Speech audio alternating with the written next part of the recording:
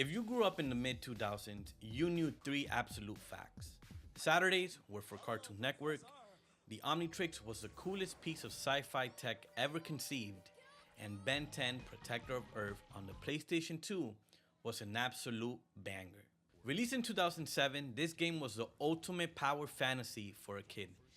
You got to smash through waves of Vilgax's drones, travel across the US, and transform into iconic aliens like Forearms, Heat Blast, and Accelerate. It's a beautiful, unhinged, nostalgic beat-em-up. But there's a massive problem. I'm a completionist. I live for that sweet, sweet dopamine hit of a platinum trophy pop. And back on the PS2, trophies didn't exist. You just beat the game, looked at the credits, and that was it. Total emptiness. Until now. Welcome to RetroAchievements. It's a platform that injects fully functional, fan-made achievement lists into classic retro games. And today, I am using it for the absolute first time. As a completionist, finding this out felt like unlocking master control. It completely opens a brand new door to relive my childhood with a massive new purpose, earning full 100% mastery. For Protector of Earth, the community cooked up a massive list of 73 achievements. Now some of these are walk in the park, just your standard story progression and unlocking combos. But because this is a 100% completion journey, we have to deal with the devs' favorite form of torture, the plumber ranks. To get this mastery, I have to achieve a perfect A rank on every single main level on hard mode. That means optimizing my time, keeping my combos high, and not dying. Oh, and did I mention we have to hunt down every single hidden sumo slammer card in the game? Yeah, things are about to get sweaty. Can a first-time retro achiever handle the heat? Or am I going to lose my mind trying to squeeze every ounce of DNA out of this 19-year-old game? Let's find out. Our story kicks off exactly where the game does. A classic Tennyson family camping trip at the Grand Canyon. But while Ben is asleep, Vilgax drops a drone that literally sucks the DNA right out of the Omnitrix, locking away most of our alien forms. We wake up to a massive invasion, and the first order of business is to fight through a wave of drones and take out a giant mech. Doing this gave us our first taste of progression, unlocking Foothills Mountain Complex as we secured an Omnitrix crystal to win back Accelerate DNA. With Accelerate back in the rotation, Grandpa Max steers the Rust Bucket over to Mesa Verde. Here, we stumble right into a turf war between Vilgax mechanical drones and the Forever Knights. After cracking some knight armor, we find out Enoch is using stolen tech from Area 51 to build the giant combat mech. Clearing this gives us close encounters. Naturally, we break into Area 51 to shut down Enoch's operations. The base is crawling with tech security, but after dismantling their defenses, Enoch escapes directly into his mechanical armor. We chase him to the Hoover Dam for a high-stakes showdown on the concrete edge. Smashed the robot, saved the dam, and unlocked Grand Reservoir, which rewarded us with Cannon Bolt's DNA. To test out our new heavy hitter, we roll right into the next combat zone, unlocking Intense Impact. With the desert behind us, the Tennysons head to San Francisco for some well-deserved vacation. Instead, we find out Kevin Levin has escaped from the Null Void and brought a horde of aggressive mutant plant creatures with him. Kevin traps Grandpa Max, forcing us to chase him down across the city to unlock Paris of the West. There we go. The chase leads us to a lumber mill in Oregon. This is where the gameplay starts getting tricky. Demanding precise platforming over spinning buzzsaws, we confront Kevin 11, use his own momentum against him, and blast him right back into the Null Void, securing Red Whoop Rampage. Even with Kevin gone, the plant infestation is spreading. We head up to Crater Lake to track down the sources of the spores.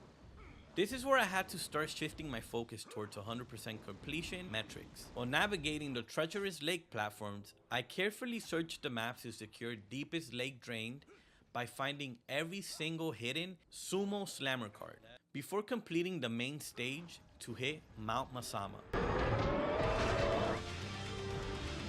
The root of the entire ecological crisis is nestled right at the top of the Space Needle in Seattle. where a massive mother plant, the Snapdragon, has nested. We use Heat Blast to burn through the core, destroy the beast, and unlock the Seattle Freeze, which fully restores Wildvine to the Omnitrix. With the West Coast saved, we head to Iowa for some peaceful camping at Effigy Mountains. But the peace doesn't last. Susker, better known as Ghostfreak, has allied with Vilgax from deep space, sending his dark troops to hunt us down. After a brutal magic showdown with Hex, we secure pre-Columbian artifacts and the Great Serpent, only to realize Ghostfreak's forces have completely plundered the local plumber base. We follow the trail of destruction to Yellowstone. This is where the run forced me to stop playing casually. To secure geothermal features, I had to simultaneously tackle the brutal hero difficulty parameters to hit a flawless A rank, earning Doomsday Scenario on my very first try by keeping my combos maxed out amidst exploding geysers.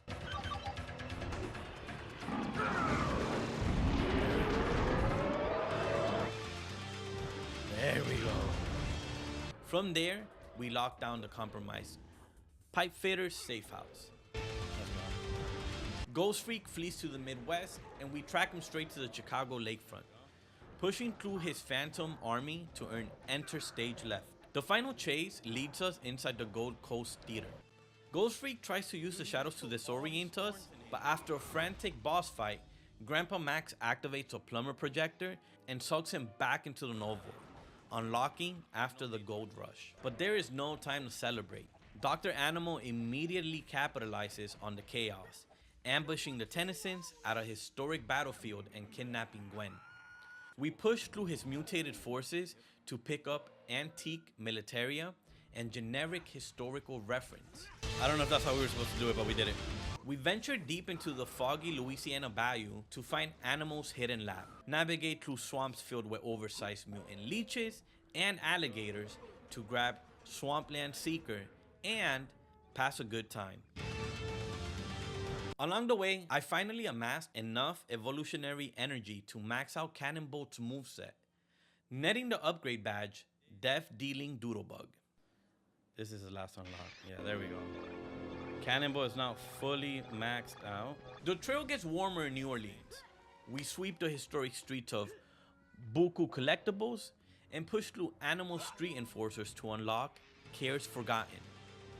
We hijack a riverboat to reach its primary base of operations, unlocking Gone Granola and Riverboat Fantasy as we close in on his main facility. We corner Dr. Animo at his massive oil refinery. He's attempting to use a trans-dimensional machine to mutant terraform the entire planet. Oh my god. We smash his genetic console, free Gwen, and unlock Capital Effort and Patomac Pacifier. Hey, that's all the cards here. Oh my god, I got you. Okay, I didn't get one. Missing one.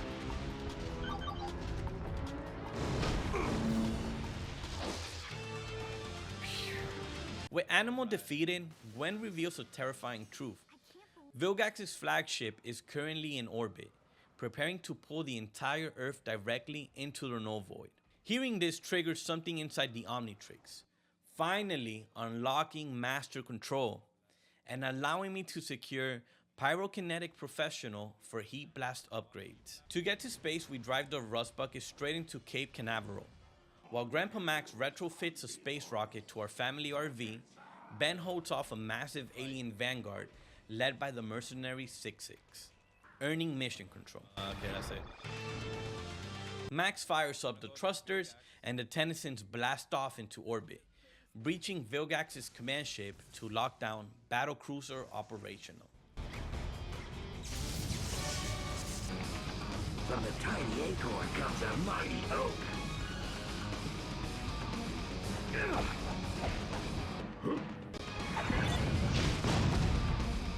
Yeah, Vilgax never really stood a chance.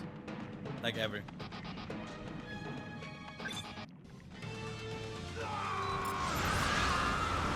Yes. Wicked awesome!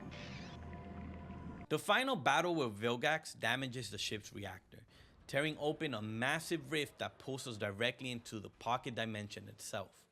In the heart of the abstract waste, we defeat the warlord once and for all, escaping the closing portal to earn interdimensional crisis and your own personal cosmos. The story was over, but my achievement tracker was only halfway done.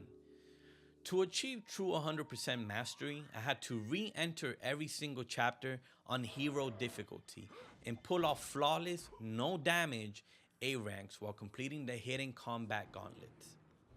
From that point on, it was a relentless march of execution.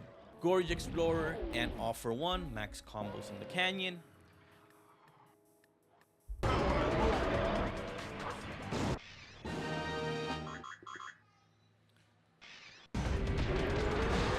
Braving the deadliest national park, Basket Maker's Bounty, and the Cliff Top Combatant Challenge in Mesa Verde. There we go. Hey.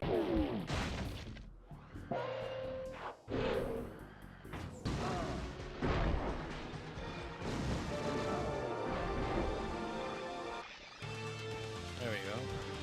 Sneaking through classified material and conquering the myth of Dreamland at Area 51.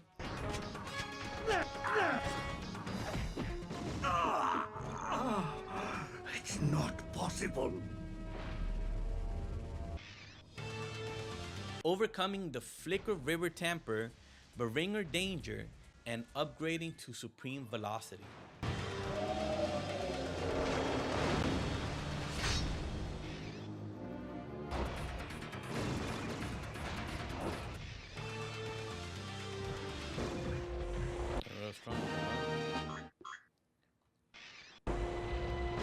Cracking Canyon Diablo, Found Your Heart, and achieving gold and peace in San Francisco.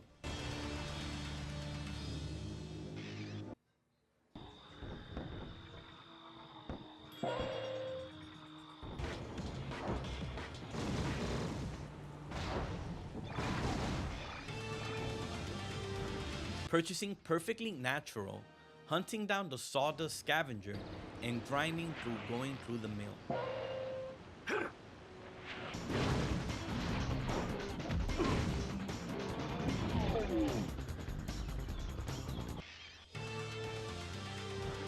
Becoming an old pro of the lake, making friends in Jet City, and enduring the fires of Old Faithful.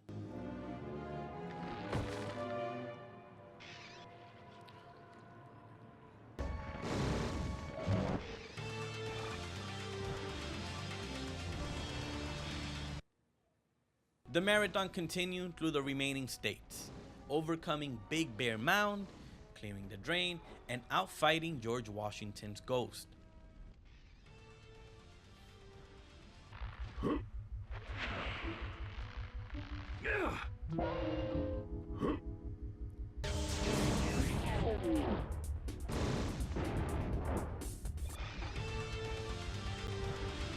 Nagging Big Shoulders, clearing Breezy City, and dodging phantoms for freakiest ghosts.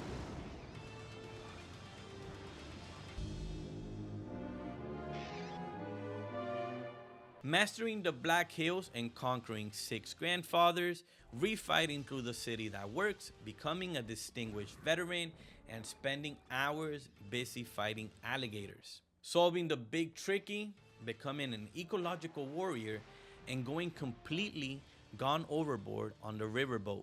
Claiming the title of Cajun King, enforcing justice with Justita Omnibus, and completing the score of the Red Bed Hunt. Soaring through skyrockets in flight and unlocking every single piece of gallery art for the artwork appreciator.